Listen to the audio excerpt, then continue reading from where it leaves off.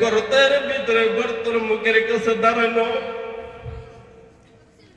আমার নবী কাঁদতে কাঁদতে একবার গর্তের ভিতরে চলে যায়, আবার কাঁদতে কাঁদতে গর্তের মুখে আসে, আবার মা মা বলে কাঁদতে কাঁদতে গর্তের ভিতরে চলে যায়, আবার বাবা বাবা বলে কাঁদতে কাঁদতে যখন গর্তের মুখে চলে আসে।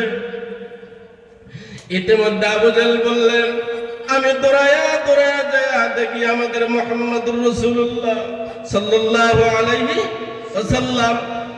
আবু জাহেল বলেন, আমি দৌড়ায়া দৌড়ায়া যখন আমি রাসূলুল্লাহ সাল্লাল্লাহু আলাইহি ওয়াসাল্লামের কাছে গেলাম, যা বলতে পাতে জাগো, এই জঙ্গলের ভিতরে হাজারো হিংস্র প্রাণী আছে, যখন তখন তোমাকে হিংস্র প্রাণী খেয়ে নিতে পারে। বেলা ডুবে গিয়েছে, বাতিজা জঙ্গলের মধ্যে কেন এমন করে কাঁদছো?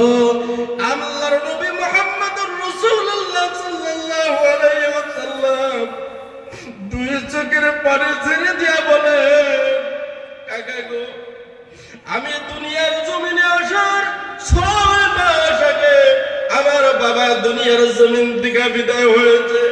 আমি যখন মায়ের পেটে 6 মাস বয়স, আমার বাবা দুনিয়ার জমিন থেকে বিদায় হয়েছে, বাবারে দেখতে পারি নাই। আবার যখন দুনিয়ায় প্রবেশ হয়ে যখন আমার 6 বছর বয়স হয়ে গেল, যিনি আমাকে এত ভালোবাসা দিত, বারবার বারবার আমাকে চুম্বন করতো, আমার জন্য আমার মা এত কষ্ট করেছে, আর 6 বছর বয়সে মাকে হারাইলাম। আমি আজকে দেখেছি এই জঙ্গলের ভিতরে হাজার হাজার পোলাপান জঙ্গলের ভিতরে যখন খেলাধুলা করে, বিকাল বেলা কারো বাবা আসে কারো মা আসে, তাদেরকে কোলে উঠায় নিয়ে গালে মুখে চুম্বন করে, হাতের ভিতরে একটা সদাইয়ের টোপলা দিয়ে মা বাবা গুলো তাদের কত আদর করে বাড়িতে নিয়ে যায়। আমি এই জঙ্গলের ভিতরে মা মা বলে কান্দি, আমি দেখতে চাই একবার আমার মা বাবা এসে আমার আদর করেনি। আবু জাহেল বলতেছেন, ভাতিজা, জঙ্গলের ভিতরে যত কান্না করো না কেন, যত জীবন কান্না করো না কেন, কোনদিন আর তোমার মা বাবা এই দুনিয়ার জমিনে হবে না। চলো যাই না ভাতিজা, রাত হয়ে গেল, জঙ্গলের বাঘ যখন তখন তোমাকে গিলে নিতে পারে, এটা আমি সহ্য করতে পারবো না। আপনারা বলুন, বিশ্ব নবী জনাবে রাসূলুল্লাহ সাল্লাল্লাহু আলাইহি সাল্লামকে কি বাঘে খেতে পারবে? পারবে না।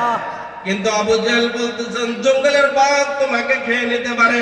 আল্লাহর নবী তখন কান্দা ছেড়ে দিয়ে হেসে দিলেন যে আল্লাহ রাব্বুল আলামিন আমাকে বিশ্ব নবী করে পাঠিয়ে দিয়েছেন।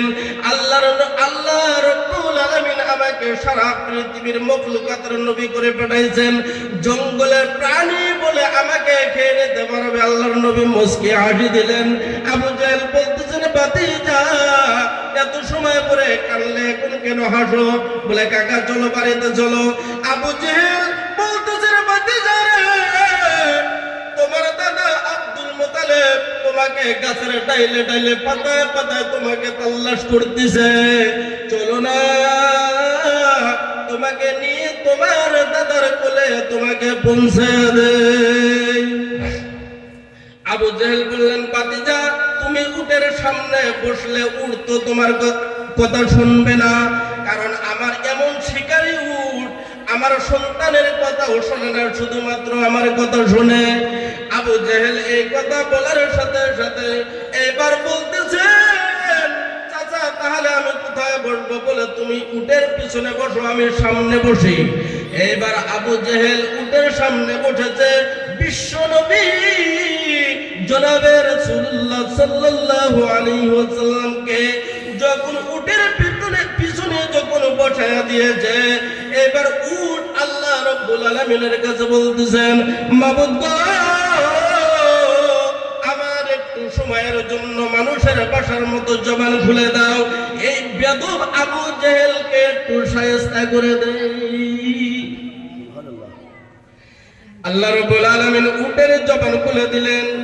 বলতেছেন, এ আবু জেহেল, তুই আমাকে যদি মারতে মারতে যদি চামড়াগুলো আলাদা করে ফেলো, মারতে মারতে যদি আমার মাংসগুলো যদি আলাদা করে ফেলো, মারতে মারতে যদি হাড় হাড্ডিগুলো যদি মাটির সাথে মিশিয়ে দেওয়া হয়, তুমি যে মানুষটাকে তোমার পিছনে উঠেছো, তুমি কি তারে চেনো না? ইনি হলো সমস্ত বিশ্ব নবী, সমস্ত নবীর নবী। একবার জোরে জোরে বলি সুবহানাল্লাহ। জনাবে রাসূলুল্লাহ সাল্লাল্লাহু আলাইহি ওয়াসাল্লামের এই পরিচয় দিলেন কে? কে পরিচয় দিলেন? উঠে বলতেছেন, আবু জেহেল, তুমি যদি আমাকে মারতে মারতে যদি শেষ করে দাও, আমি তোমার কথা শুনবো না। আবু জেহেল বাধ্য হয়ে আমার নবীকে যখন উটের সামনে বসে দিয়েছেন, আবু জেহেল পিছনে বসেছেন। উট যাইতে যাইতে এমন গতিতে যাওয়া শুরু করে দিয়েছে, উটটা বলতেছেন, আমার জীবন ধন্য হয়ে গেল, আমার জীবন ধন্য হয়ে গেল, কারণ আমার পিঠে এরকম একজন মানুষকে আমি সওয়ার করেছি। একটু জোরে জোরে বলুন সুবহানাল্লাহ। বন্ধুরা আমার, বিশ্ব নবী মার জন্য, বাবার জন্য সারাটি জীবন কেঁদে কেঁদে কেঁদে কেঁদে জীবন নির্বাহ করেছেন। একদিন আমার নবী মসজিদে নববীর ভিতরে বসে আছেন, হঠাৎ করে একজন বৃদ্ধা মহিলা আসলো। আসার সাথে সাথে আল্লাহর নবী